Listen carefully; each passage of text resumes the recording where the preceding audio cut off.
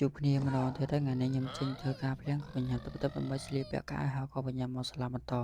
ដោយសារតែការងាររបស់យើងថ្ងៃហ្នឹងគឺត្រូវយកសញ្ញាបត្រឆ្នាំមូលដ្ឋានរបស់យើងមកបញ្ជាក់ដើម្បីមានសិទ្ធិក្នុងការប្រឡងចេញសម្រាប់ឆ្នាំទី4អញ្ចឹងហើយខ្ញុំក៏មិនបង្អង់យូរដែរក៏ចាប់ទីម៉ូតូជិះមកសាលាវងហើយក៏ពេលដែលខ្ញុំមកហ្នឹងក៏អត់សូវស្ទះដោយសារខ្ញុំចេញមកខ្ទង់ម៉ោង3អញ្ចឹងហើយយើងមានតែឆ្លៀតតែកុំឲ្យការងារយើងរាំងស្ទះច្រើនដោយសារតែខ្ញុំធ្វើការផងរៀនផងអញ្ចឹងហើយខ្ញុំអត់សូវមានពេលទៅច្រើននៅស្រាប់និស្សិតដូចខ្ញុំផ្ទាល់នេះពេលខ្លះក៏ហត់ឬក៏សម្រាប់តែពេលខ្លះក៏មានកន្លងក៏ធ្វើការធម្មតាក៏រៀនធម្មតាដែរមានអារម្មណ៍ថាពេលខ្លះក៏វាតុកសិចសម្រាប់រឿងការងារហើយក៏តុកសិចរឿងរៀនដែរដោយសារពេលខ្លះខ្ញុំរៀនអត់សូវទោះរៀនមិនខ្លាំងដូចគេក៏ព្យាយាមរៀនដោយសារតែវិជ្ជាគោលដៅរបស់យើងដែលយើងដាក់ចិត្តថាយើងមករៀនក្នុងសាកលហើយក៏យើងខំប្រឹងហើយការខំប្រឹងខ្លះក៏ទទួលបានលទ្ធផលល្អដោយសារតែយើងខំប្រឹងតាំងពីដើមទីរហូតមកដល់ឥឡូវហើយសល់ពេលតែ2ទៅ3ខែទៀតទេដែលជាខែដែលខ្ញុំធ្វើប្រឡងចូលមេទី2សម្រាប់ឆ្នាំទី4ហើយចំណែកឯការប្រឡងបញ្ចប់បញ្ញាបត្ររបស់ខ្ញុំក៏ចិត្តមកដល់ហើយក្នុងខែ7អញ្ចឹងហើយក៏មានអារម្មណ៍ថាភ័យខ្លះដែរ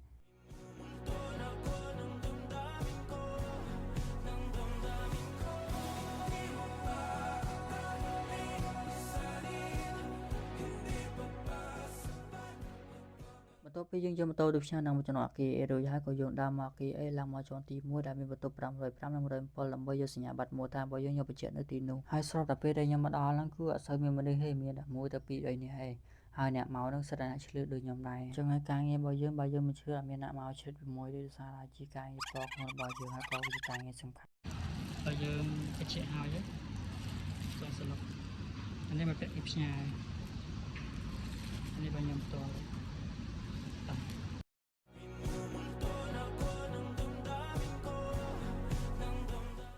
យើងមកបន្ទប់រដ្ឋបាលនេះគឺក្នុងគោលបំណងដើម្បីបញ្ជាក់ថាយើងបង់លុយគ្រប់ចំនួនតាមគោលការណ៍ដែលខាងសាលាក៏ដាក់ឲ្យយើងអត់ជៀសវាងការបង់លុយលេតហើយក៏បានបាត់ឈ្មោះដោយចេតនាអញ្ចឹងឲ្យជាកំហុសរបស់យើងបើសិនបើយើងបង់លុយលេតហើយនឹងមួយទៀតគឺទៅពេលដែលយើងបង់លុយគ្រប់ឆ្នាំអញ្ចឹងហើយយើងអត់មានសិទ្ធិក្នុងការប្រឡងជិះសម្រាប់ឆ្នាំទី4ទេបន្ទាប់ពីយើងទទួលបានកតាប្រាក់ដាក់បញ្ជាក់ពីខាងរដ្ឋបាលរួចមកក៏យើងដើរមកខាងការិយាល័យសិក្សាចារដល់ហ្នឹងជួបមិត្តភក្តិខ្ញុំទីនោះដោយសារតែគាត់រៀនបាត់ដំណងដូចខ្ញុំដែរអញ្ចឹងក៏សួរព័ត៌មានគាត់ចុះឡើងក៏ត្រង់ប្រហែលក៏គាត់ទៅសេឲ្យកុំឲ្យការងារយើងរោរ៉ាពេកហើយក៏អរគុណផងដែរដែលគាត់ជួយទៅសេហើយក៏ឲ្យលុយ500មកទៀតបន្ទាប់ពីយើងទៅសេរួចរាល់អស់ហើយក៏យើងយកពាក្យទៅដាក់នៅខាងការិយាល័យសិក្សាហើយខាងការិយាល័យសិក្សាក៏ឲ្យចង់ស្លឹករបស់យើងដើម្បីឲ្យយើងមានសិទ្ធិក្នុងការទិញពាក្យយកទៅដាក់ដើម្បីត្រៀមប្រឡងហើយការដាក់ពាក្យនេះគឺពាក្យដែលយើងទិញឲ្យទៅសេរួចរាល់នៅរូបថត 4x6